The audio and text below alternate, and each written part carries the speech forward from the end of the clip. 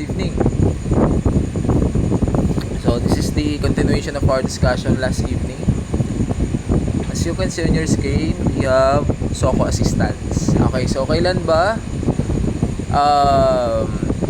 nagre-response ang SOCO? Okay, kailan sila dumarating sa isang criminal investigation? Kasi as you can see, hindi naman lahat ng crimes na involve ay laging merong SOCO, di ba? May mga exclusive or specific crimes na tsaka lang sila pumupunta. Okay? So, when we say SOCO, ulit-ulit kong sinasabi, it means scene of the crime operation. Hindi po yan scene of the crime operatives. Kasi nga, yung scene of the crime operatives, palabas po yun. Pag scene of the crime operation, that is what we call SOCO. Okay? So, in cases where the crime scene needs special processing due to its significance or because if its sensational nature, the scene of the crime operation specialist of crime laboratory shall be requested. Yung SOCO kasi, yung mga nandyan po, puro po yan mga forensic expert. Okay? Mga forensic expert po yan. Sa kanya-kanya po nilang mga fields. So, yun po natin makikita yung mga eksperto sa mga allied sciences. Ang focus po ng SOCO is sa evidence. Okay? Sa mga ebidensya. Tandaan po nila. Okay? Next. If the situation involves a clandestine drug of laboratory. Pag sinabi natin clandestine, the other word for clandestine is covert. Ibig sabihin patago. Okay? Clandestine drug laboratory, biological weapons, radiological or chemical threats, the appropriate agency should be contacted prior to entering the scene. Okay.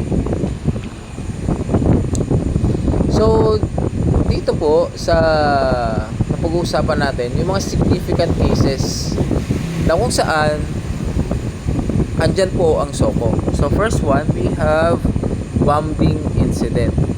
Okay, ibig sabihin meron pong sumabog na bomba. Yeah, bombing incident. Next, initiated terrorist attack activities, raids, ambuscade, liquidation. Okay, KFR o yung tinatawag natin na kidnap for ransom case.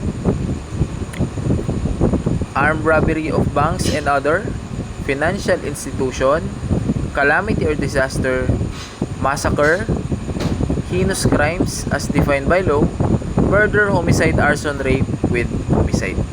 Okay? Yung murder tsaka homicide, alam nyo na yun, di ba? Pag arson naman, yan po yung nagsunog ng properties.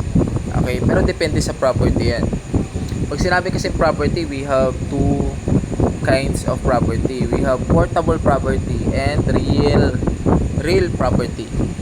Kapag ang sinunog ay portable property, hindi po yan papasok ng arson. Okay? Papasok po yan ng damage to property or malicious mischief. Okay? Yun ang pwede nating ikaso pag portable property. Eh sir, ano ba yung mga portable property? Yun yung mga bagay na pwede mong ilipat kung saan-saan. Diba? Damit, cellphone, upuan, TV, ref, diba? Kung sinunog mo yung mga yan, that is malicious mischief kasi portable property lang yan. Pag sinabi nating real property, yan yung mga property na hindi mo mailipat basta-basta, diba? Hindi mo talaga siya maililipat. Tulad ng bahay, okay, simbahan, diba? Yung mga buildings dyan, diba? Lahat po yan, hindi mo maililipat kung saan-saan. Real property ang tawag dyan. Even yung mga farm, yung mga palayan, pag sinunog, papasok po yan ang arson. Palaisdaan, pwede ba? Yes, kung kaya mong sunugin yung palaisdaan, pwede. Pwede pumasok ng arson yan. Kung kaya mong sunugin. Okay? Pero there is an exemption to the general rule. Diba? Halimbawa kung ang sinunog ay sasakyan. Diba ang sasakyan pwede mong ilipat kung saan-saan? Tama ba? Oo, tama, di ba? Sasakyan nga eh. Pwede mo ilipat kung saan-saan yan. Actually, lumilipat naman talaga kung saan yung sasakyan. Pag yan ang sinunog mo, instead of malicious mischief, papasok pa rin siya ng arson. That is the only exception. Okay? Nakalimutan ko yung sasabihin.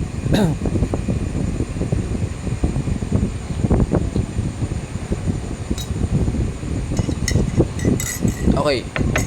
So that is what we call arson. Sir, paano pag yung tao sinunog mo? Yung tao, pwede mong ilipat kung saan-saan, di ba? Sinunog mo yung tao, anong kaso? Ang arson kasi, that is crimes against property. Ibig sabihin, pag property ang sinunog, arson yan. Pero kapag tao ang sinunog mo, that is murder. Sir, paano kung halimbawa baka yung sinunog? O kaya aso? Yung aso ko, tinapunan ng gasolina, tapos sinunog. Hindi naman yung tao, so hindi siya murder, tama? Okay, sa mata ng batas, yung mga alaga nating hayop, that is part of our property. So, ibig sabihin, kapag sinunog mo ang hayop ng ibang tao, so pwede siya pumasok sa damage to property or malicious mischief. Okay? So, ganun din kung halimbawa meron kang sinaktan na hayop ng ibang tao, damage to property din yan. Hindi mo man sinunog, pero may ginawa kang masama sa hayop ng ibang tao or alagang hayop ng ibang tao, that is malicious mischief. Papasok po yan. Pero depende yan, depende pa rin yan. Pwedeng kasi ninakaw muna tsaka pinatay. Okay, or pwedeng ganon. Okay, pag dalawang bagay yan, halimbawa yung alagang baboy, ninakaw muna, 'di ba? Ninakaw tsaka pinatay. So dalawang kaso 'yun. Yung una ninakaw, theft. Okay, at pinatay. Okay, damage to property. So dalawang kaso kaagad 'yun. Lain na napuntahan natin. Pag sinabi namang rape with homicide, ni-rape na tapos pinatay pa. Okay, kadalasan babae kasi ang involved yan, di ba? Babae yung victim pag rape with homicide. Minsan bakla din. Meron ding naging issue doon na kung saan yung bakla meron siyang nakilalang lalaki. Ngayon yung lalaki akala niya big time yung bakla. Dinala nung bakla yung lalaki sa hotel. Tapos syempre, nagpabembang siya doon. So happen yung bakla wala palang pera. Sa galit ng lalaki, pinatay niya yung bakla tapos kinuha yung wallet. Okay? Question, may kaso ba yung lalaki doon? Kasi niloko siya di ba? Wala palang pera tapos nang lalaki siya, di ba? Dinala niya yung lalaki doon sa hotel. Pero wala naman pala siyang pera. Parang gustong utangin ng bakla, utangin ko muna, sabi. Kaya nagalit yung lalaki, ginawa niya, pinatay niya yung bakla, tapos kinuha yung wallet. Question, may kaso ba yung lalaki? Yes, meron. And then yung kaso niya ay rape with homicide. Tandaan nyo to guys, hindi pwedeng baliin ng mali ang isa pang mali. Kung mali yung ginawa sa inyo, huwag nyo gawa ng mali. Kasi magrabyado pa kayo Parang yan, di ba? Niloko siya. Ngayon ang ginawa niya, gumawa din siya ng mali. Ang panluloko ay mali. Pero yung paggawa mo ng panibago pang mali, mas lalong mali yun. Di ba? Mataas na kaso po yung rape with homicide na yan. Habang buhay na pagkakabilanggo po yan. Okay, next. So ito po yung mga sensational cases na hinawakan ng SOCO. Of course, elected public officials. Halimbawa, pinatay. Elected public officials, barangay captain up to the president. Matik yan, may SOCO dyan. Okay, may SOCO agad dyan. Pero kung parang pagkagawad lang, wala. Hindi siya kasali kasi nga from barangay captain up to president lang. Ano pa? Appointing public officials with the rank of commissioner, secretary, and undersecretary. Okay, next. Foreign diplomat, yung mga opisyal galing sa ibang bansa. Ano pa? Any foreigner, PNP or AFP personnel pinatay, matik yan. Merong SOCO. Former high-ranking government official. Pag sinabing former, it could be resigned or retired. Kasi nga former, di ba?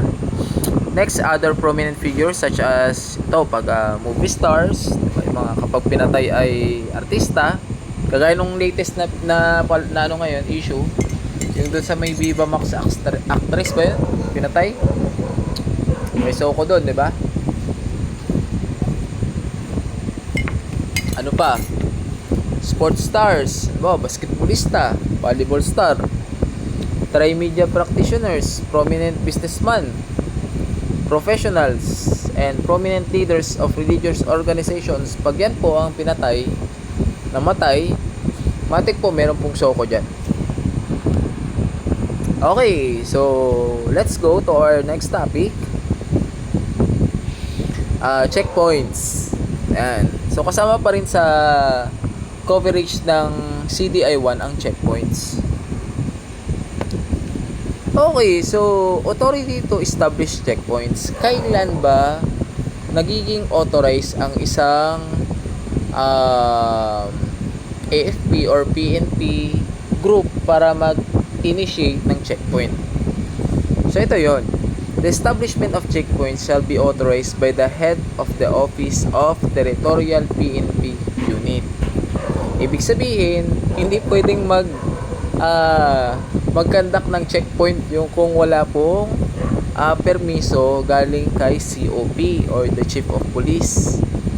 Of course, it must be mannered by uniformed PNP personnel. Uniformed, ibig sabihin, hindi pwedeng mag-checkpoint ang mga pulis hanggat hindi sila naka-uniforme. Dapat po naka-uniforme po sila. Other units may establish checkpoints in coordination with the head of Office of Territorial PNP Unit in the area. For example, magkakandak ng checkpoint si AFP or the Armed Forces of the Philippines. Before they start their checkpoint, they must be coordinate with the Chief of Police na merong territorial jurisdiction kung saan po magkakandak ng checkpoint. For example, the Philippine Army coming from Dagupan City wants to conduct checkpoint sa San Carlos City. Okay, before they initiate the checkpoint, they must coordinate with the COP or the head or the Chief of Police na meron pong jurisdiction doon sa San Carlos City. San Carlos City. Okay, ganun lang po ka-easy yun. Ganun lang po kadali. So, ito po yung mga head of office na pwede po na mag-initiate ng checkpoint. Una, syempre si Regional Director, RD. Anong rango ng Regional Director?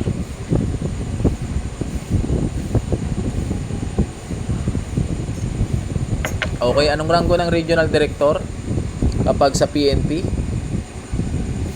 Rango. Police Brigadier General, di ba? Ang insignia 1-star General. Insignia, pag tinatanong insignia 1-star, di ba? Pag tinatanong rango, Police Brigadier General. Okay, next. Okay, District Director. Ano pa? Provincial Director, City Director, Chief of City or Municipal Police Station, Station Commander. 'Di ba mayroon tayong mga substation? Ang tawag po doon sa head ng substation ay Station Commander. Sige naman. And then yung mga substation commander, station commander and substation commander, and lastly police community present commander. Okay, so yung walong yan, sila po yung authorized na mag-initiate ng isang legal na checkpoints, mag-establish ng checkpoints. So, ano ba yung composition ng checkpoint? Yung composition yung mga trabaho ng mga taong tumatao dun sa checkpoint. Parang ano din, criminal investigation team. May team leader, may photographer, may artist, 'di ba? May evidence custodian sa ano din sa checkpoint. May iba't ibang trabaho po 'yan. Hindi po lahat sila nagpapara. 'Di ba? Kung papansinin niyo, yung iba nagsusulat, yung iba nagpapara, yung iba nandun sa bago umabot ng checkpoint, may tao na kaagad doon. Okay? Pagkalagpas mo ng checkpoint, meron na naman doon. Okay? So, ito yon. Siyempre, una si team leader. Okay? Team leader shall lead responsibility in the conduct of checkpoint, preferably a police commissioned officer. Pag sinabing police commissioned officer, official po yan.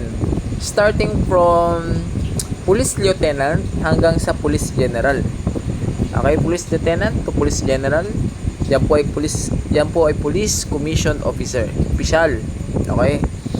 In the absence of PCO, the most senior police non-commissioned officer will act as a team leader. So meaning, kapag mag-establish po ng checkpoint, dapat nandun si team leader na ang rango niya ay with at least police lieutenant. Ngayon, kung wala si police lieutenant, kung sino po yung highest ranking officer. Ano bang susunod sa police lieutenant? Okay? Police Executive Master Sergeant. Tama ba? PEMS SPO4. Okay, Police Executive Master Sergeant. If I'm not mistaken, yun, di ba? Next. Okay, so next naman, team leader, susunod, spotter. Spotter / profiler. Trabaho po niya, shall point, profile suspected vehicle subject for checkpoint. So sila po yung nagpo-point out, okay, ng mga possible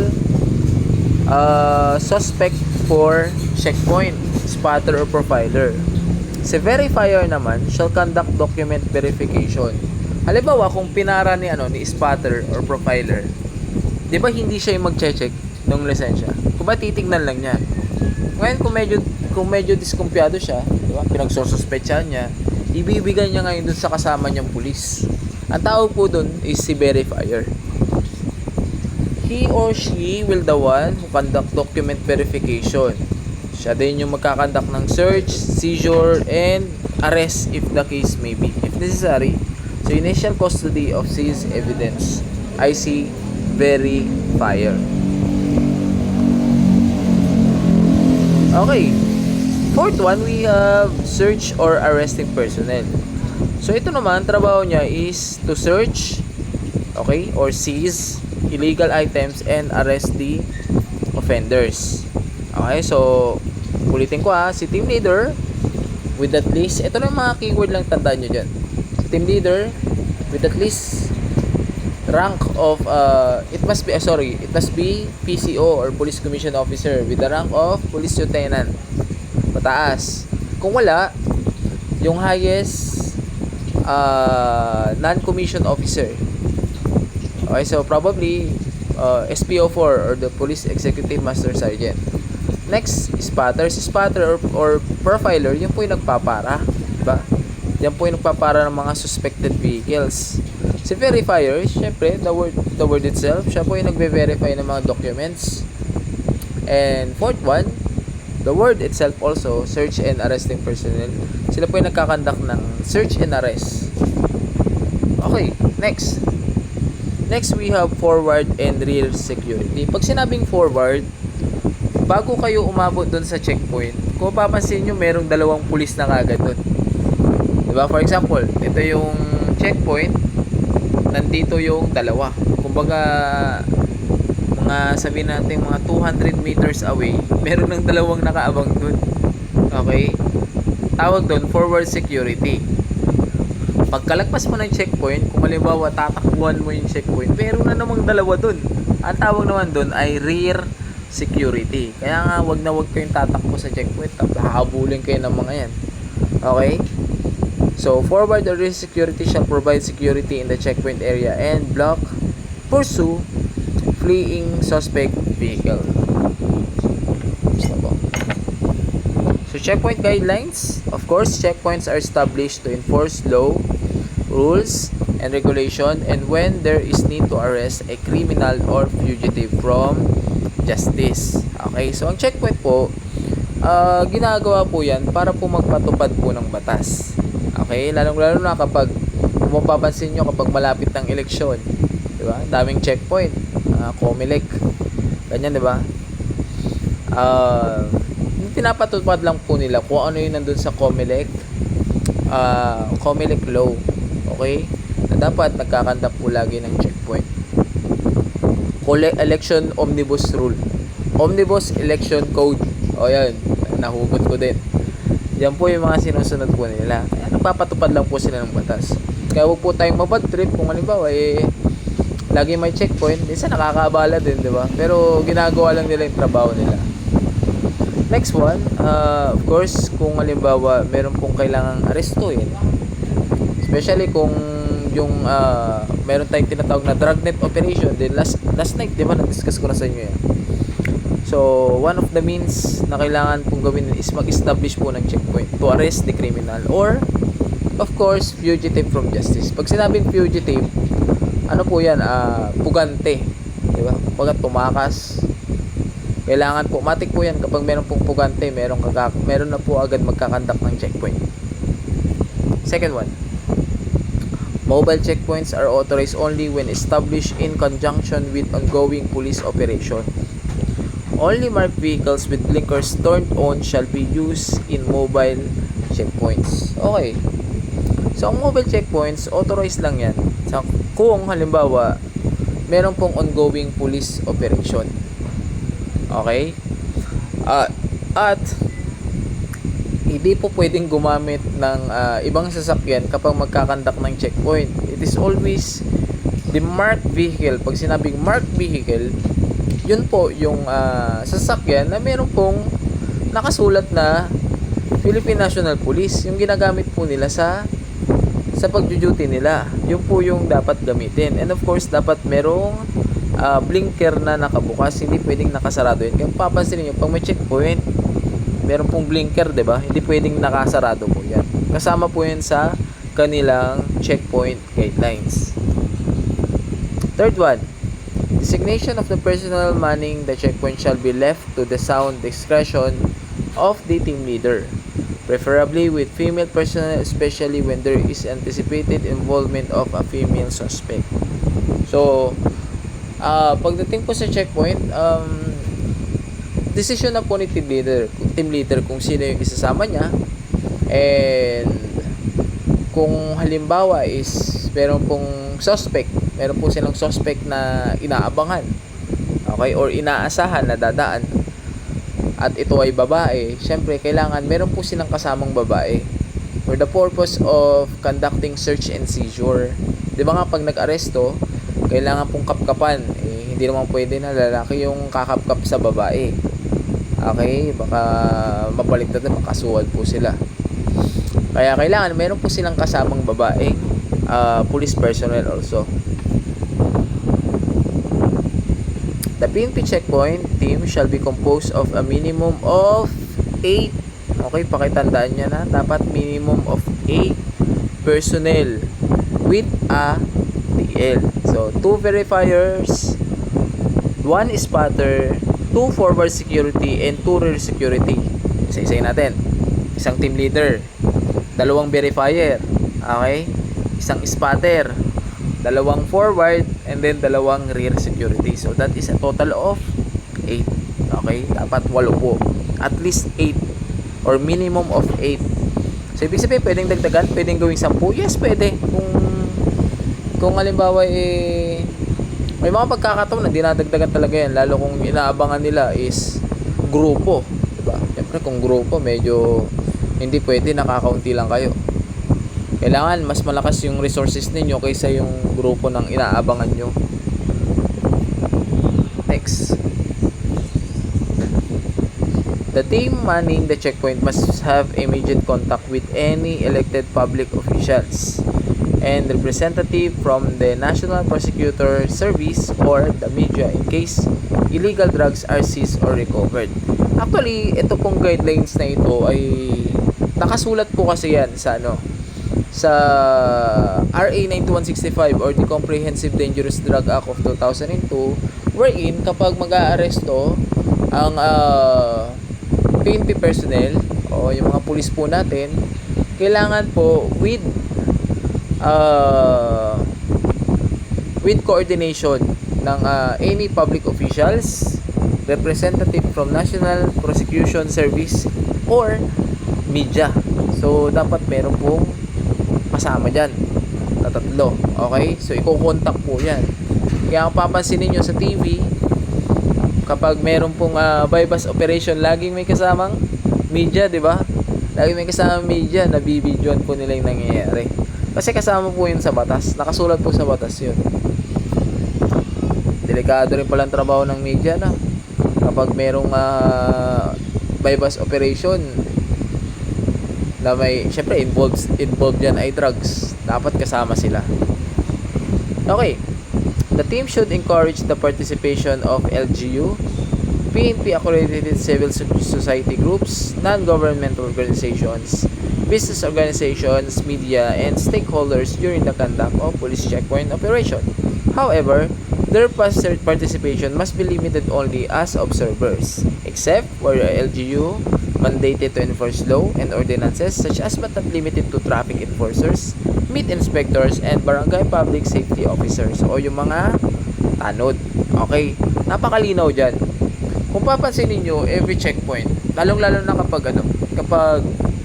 kapag haharapin ng mga holiday season, halimbawa mahal na araw, pansin niyo may mga checkpoints, di ba? May mga checkpoints and may mga kasama sila, yung tinatawag po natin na mga multipliers. Diba? Yung mga guardians, di ba? Yung mga nakikita nyo mga ganyan, di ba? Mga samahan, mga civic group. Basta yun na yun. Multipliers ang tawag po sa kanila. So, sila, nandun po sila, pwede po silang tumao doon, pero ang trabaho lang nila ay observers. Okay? Observers. Meaning, wala po silang right na mag-check po ng mga lisensya, ng mga ORCR, di ba?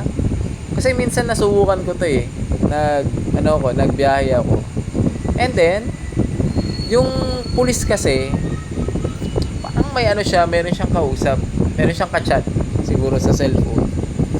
Ang humarang sa akin, yung multiplier, hindi ko lang kung anong samahan yun eh, hindi ko na tinandaan. Ko lang pag-aksayan naman ng oras na tandaan pa. Pero alam ko na dapat ang trabaho lang yun ay mag-observe. Siguro inutusan lang din na mag-check ng lisensya at saka ORCR. Ay tinanong ko, sir, trabaho mo bang mag-check ng ORCR at saka lisensya? Matras siya. Bumalik siya dun sa pulis na kasama niya. Tapos yung pulis yung kumausap sa akin. Diba? Kasi iba talaga may alam. Dapat pagdating sa mga checkpoints, alam niyo yung karapatan ninyo. Hindi pwede na kapag may hiningi sa inyo, ibibigay nyo kagad. Okay? Parang yan. Multipliers lang. Diba? Pero dapat ang trabaho lang nila mag-observe lang. Hindi po pwede na mag-check sila ng mga documents. Okay? Actually, ORCR, license, mga valid ID, that is not a public document. That is a private document. Hindi po yan pwedeng pinapakita kung kani-kanino. Okay, nakuha po ba?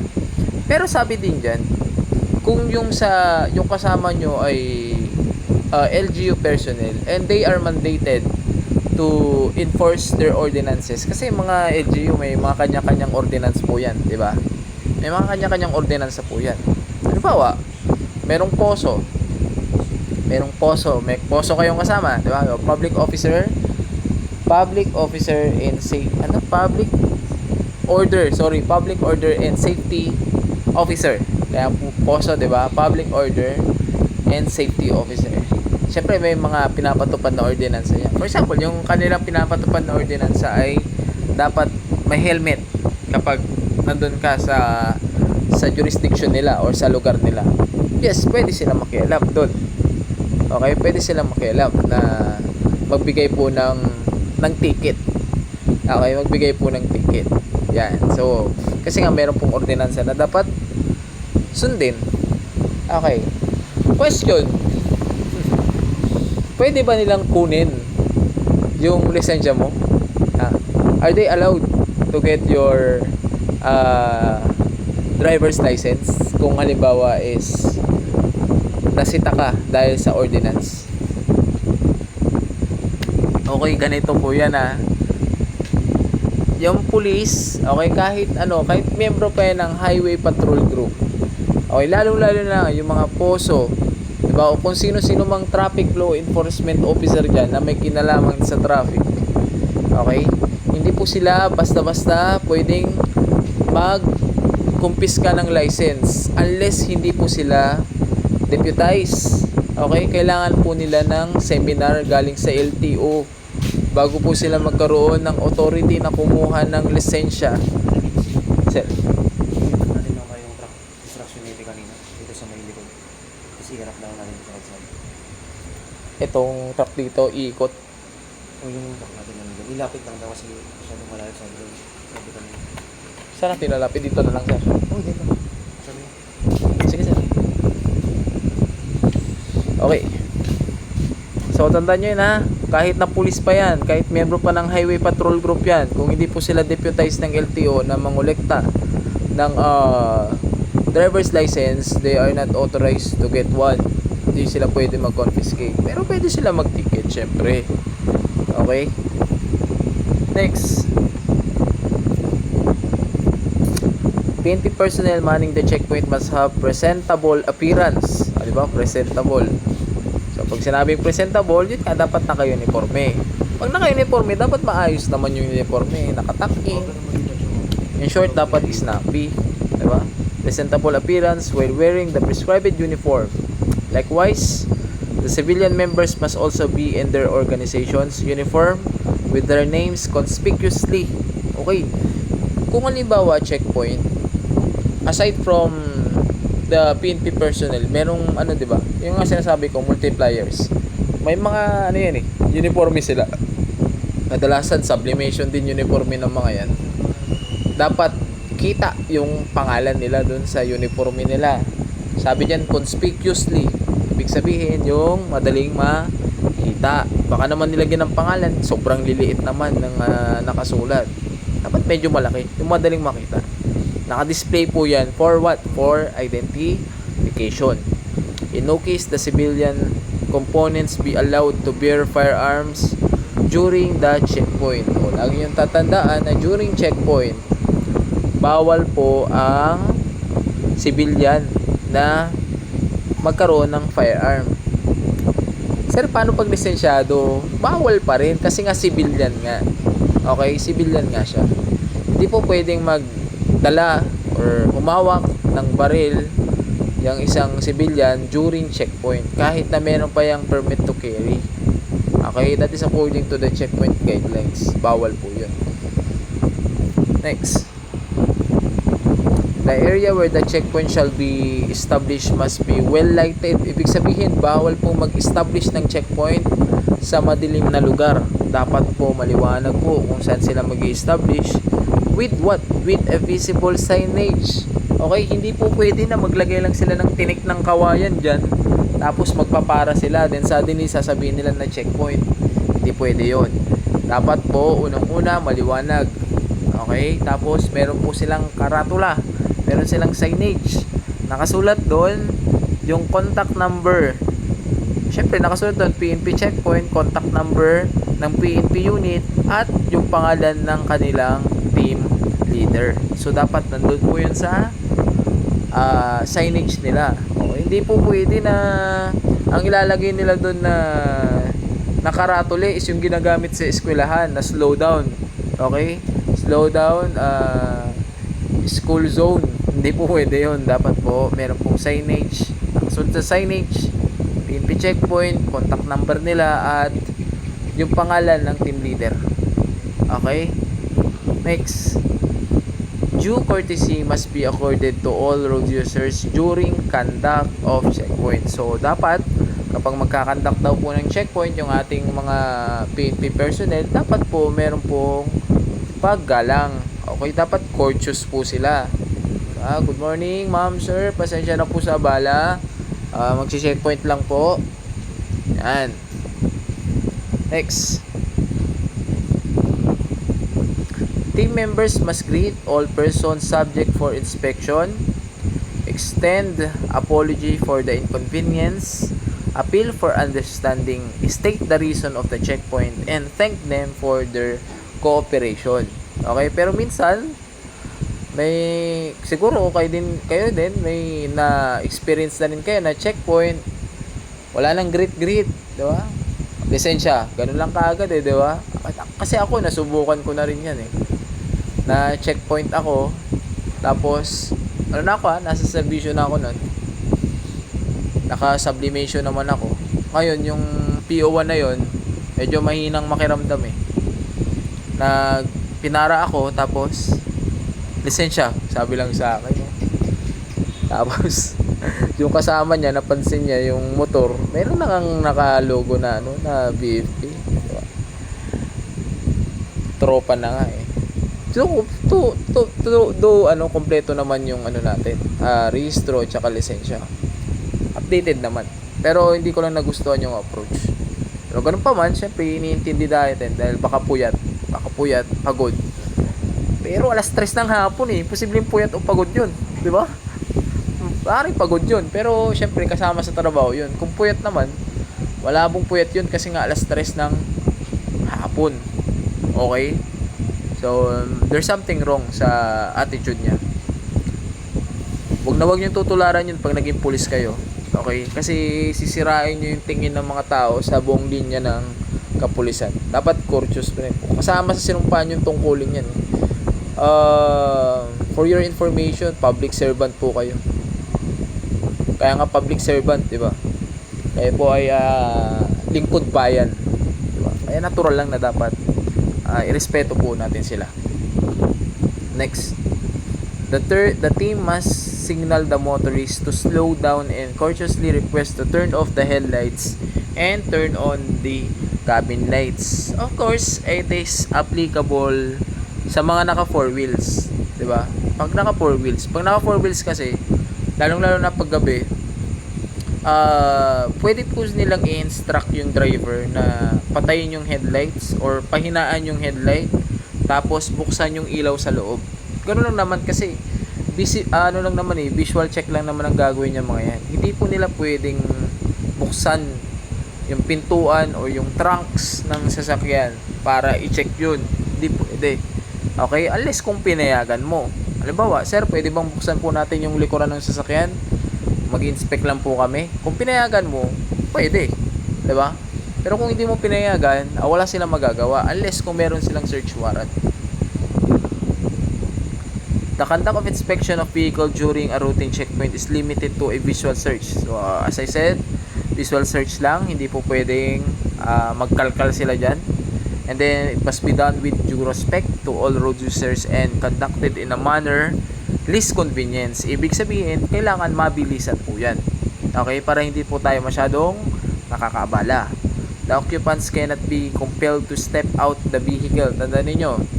Halimbawa, your driver of 4 wheels, tapos, checkpoint kayo. Hindi po pwedeng pababain kayo dyan. Huwag kayong bababa. Okay? Yung mga napapanood nyo sa Amerika na pinapababa, o sa kanila yon. Pero dito sa atin sa Pilipinas, bawal po na pababain ang driver sa loob po ng sasakyan. Okay? The occupants cannot be compelled to step out of vehicle. Any search and seizure and arrest shall be in accordance with the law. Okay? Unless, kung halimbawa, nag-checkpoint sila. And then, very suspicious kayo. Nakita nila yung mata mo sobrang pula. Okay? Dalawa lang yan.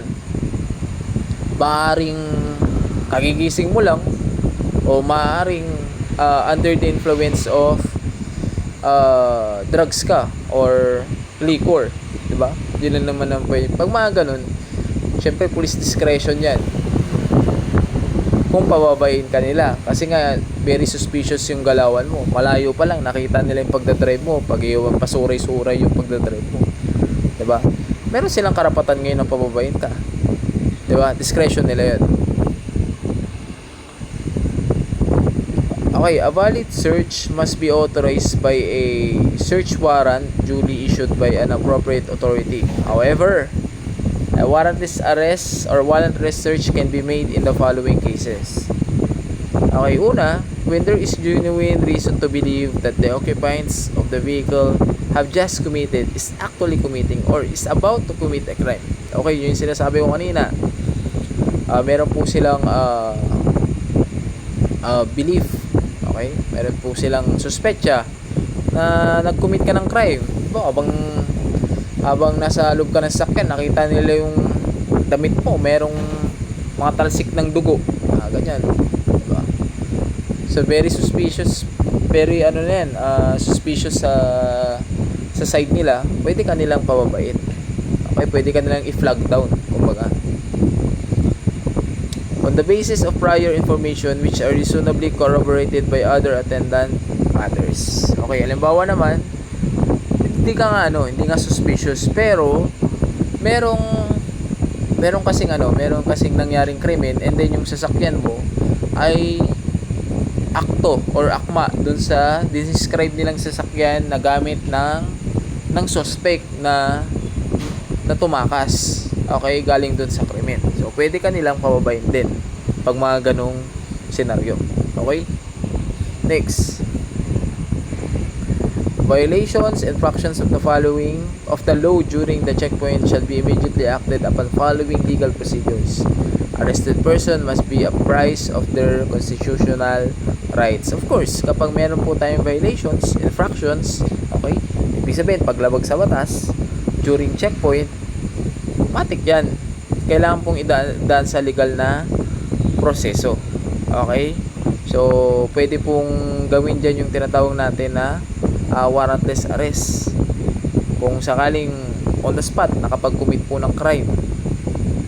Okay, during checkpoint, pwede po yun. Siyempre, pag-arrestuin, kailangan pa rin nating i-remind yung kanyang constitutional rights. Diba? Yung mga Miranda Doctrine. You have the right to remain silent, diba? Ganyan. Alam nyo na yun. Next. The security of the PNP personnel, and most especially that of the civilians participating in the checkpoint, must be given due consideration in the planning of the operation. Okay? So, kapag magkakaroon po ng checkpoints and halimbawa, meron pong kasamang mga civilian, kapag may kasamang multipliers, mga grupo ng mga ganyan, halimbawa guardians, ano pa ba, Deltacom, di ba? Deltacom ba yun? Yung minsan sumasali sa mga checkpoint, yung orange yung yung logo nila.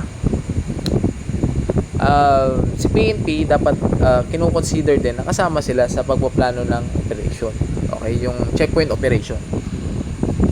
As much as possible, only the forward or rear security team members are allowed to display their rifles and should be positioned where they can best provide security to the checkpoint team. Ibig sabihin, wala pong sinabi kung gaano sila kalayo dun sa checkpoint team. Ang sabi lang dyan, pumosisyon sila sa rear at saka sa front ng checkpoint na kung saan they can provide a best security para sa checkpoint team. Bahala silang pumesto. Sila lang din ang allowed na mag-display ng rifle. Okay? Hindi po allowed na mag-display ng rifle yung mga nasa checkpoint team. Checkpoint personnel may also provide police assistance in the vicinity. For example, yung pagbibigay ng directions to inquiring motorists or passerby. Diba? Pag checkpoint, kapag mayroong tinatanong, sir, saan po ipapunta dito? Saan po ipapunta dyan? Okay? Kailangan po nilang magbigay ng assistance. Okay? Next. Designated TL assigned at the checkpoint shall be responsible for the actuations and behavior of his or her personnel and shall be accountable under the doctrine of command responsibility.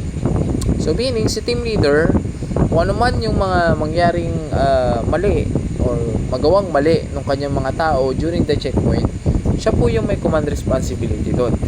Okay? Ibig sabihin, mananagot yung yung taong gumawa ng mali, pati siya damay kasi nga command responsibility yun. Diba? O explain natin, sir, ano ba yung command responsibility?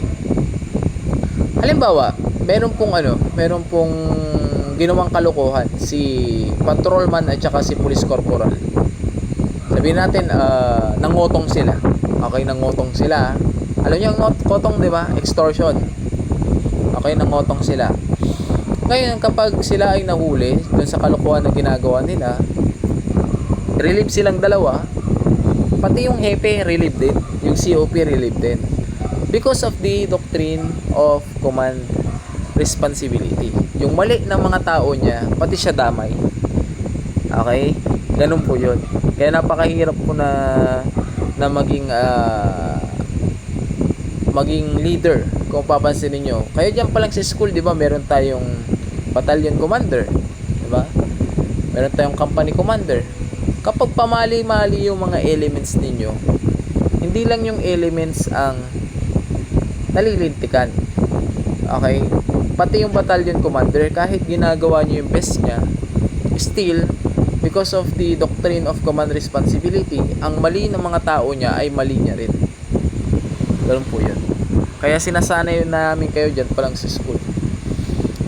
The team leader must submit an after checkpoint report immediately upon termination of the operation. Okay, so si team leader after ng checkpoint, kailangan pong gumawa ng report after checkpoint report. Okay, so what are the procedures in the conduct of PNP checkpoint? First one, the TL shall inform his or her chief of police, station commander, station of tactical operation center of the location of the checkpoint to establish. Okay, so trabaho po ni team leader na inform, okay, ipaalam kung saan po mag-i-establish ng checkpoint. Medyo bibilisan natin ha. The unit commander or official representative of national support units and mobile forces must coordinate with the concerned local police unit through its tactical operation center or by other means before commencing with the checkpoint. Halimbawa, meron pong NSUs, okay, or National Support Unit. Paano may mga, halimbawa, Highway Patrol Group. Okay? Highway Patrol Group, that is a National Support Unit. Ngayon, bago sila mag-conduct ng checkpoint, kailangan po nilang makipag-coordinate muna dun sa head or COP na merong jurisdiction kung saan sila magkakandak ng checkpoint. Kahit na pareha sila na organic or personnel ng PNP, still kailangan pa rin po nila magpaalam doon sa COP or head na merong jurisdiction doon sa lugar kung saan sila magkakandak ng checkpoint. Halimbawa sa halimbawa Philippine Maritime Group, PNP Maritime Group. Okay, 'di ba? That is a national support unit. Bago sila mag-conduct ng checkpoint, kailangan po na makipag-coordinate po muna sila. Okay. The station TOC shall then coordinate with the higher headquarters, adjacent PNP units and other friendly forces of the established checkpoints. Next, the TL shall brief the PNP personnel as well as the civilian components present regarding the proper conduct of checkpoint and their assigned tasks prior to their deployment. So, trabaho din ni team leader na mag-assign ng yun nga, yung mga designations nila. Verifiers, profiler, diba? Spotter, reader security, forward security, jurisdiction po ni team leader yan. As well as yung pagbibigay po ng instruction sa mga civilian components kung may mga kasama po sila. Next, the TL shall account his or her personnel and check if they are prescribed uniform. So, bago po sila ma-deploy, magpo-formation muna sila. Check muna kung kompleto po yung uniforme ng mga kasama niya. He or she shall ensure their names are visible at all times. If wearing a ballistic vest, raincoat, reflectorized vest, and other accessories worn over the uniform, their name shall likewise be visible. Next, the team leader shall also check the following equipment, including but not limited to marked vehicle. Okay, so dapat may kasamang police motorcycle. Kung doon sa police mobile, may police motorcycle din dapat kung available. Signage naman, nakasulat dyan is slow down, checkpoint ahead, checkpoint 20 meters ahead, or information, name, contact number of team leader. Ano pa, firearms and basic load ammunitions. Ang issue na pistol sa PNP is, kung di ako nagkakamali, 9mm, diba? 9mm. Yung pistol nila 9mm. Yung mahaba naman, diba? Yung rifle, meron din. Ballistic vest, handheld and vehicle based radios, flashlights, megaphone, and body worn cameras or yung ARD, audio recording device. Kailangan po meron ganyan. Okay, the spotter profiler of team will be pre-positioned and placed where he or she. Okay, explain na natin yan. The search or arresting personnel shall flag down suspected vehicles and conduct search and seizure if necessary. The search must be in accordance with the plain view doctrine when there is a genuine reason to believe based on experience and the particular circumstances of each case that criminal activity may be afoot. Okay, so tandaan na hindi po pwedeng mag-kap-kap, hindi po pwedeng halungkat ng gamit. Tandaan niyo yan. Kahit yung magbukas po ng utility box or U-box ng motorsiklo, bawal po yun. Okay, visual search lang dapat. In the event of seized drugs, the seizing personnel of team having initial custody and control of the drugs shall immediately conduct physical inventory and photograph the same on the site. Kung halimbawa, meron pong na checkpoint na merong drugs. Okay, merong drugs. Yung drugs kailangan on the spot. Kung papansinin niyo yung mga nasa balita, di ba? Yung mga na-checkpoint nila na may drugs, doon pa lang sa may area kung saan sila nag-conduct ng checkpoint, doon na sila nag-inventory. Pag sinabing inventory, doon na po nila nilalatag sa lamesa yung nahuling drugs, yung pera, kung merong baril, pati yung baril. Tapos doon na po nila binibilang. Ang tao po doon is inventory. Physical inventory and photograph. The same on site in the presence of the accused or the person from whom such items were confiscated or seized, or his or her representative or counsel in any elected public official, include representative from media or the National Prosecution Service if available, who shall be required to sign the copy to the inventory and given a copy thereof. Halimbawa, yung inventory na yun, may kopya isusulat, tapos may kopya po yung suspect. Okay, may kopya siya ng inventory, nakasulat doon kung ilan yung nahuli sa kanya. Pipirmahan niya po yun.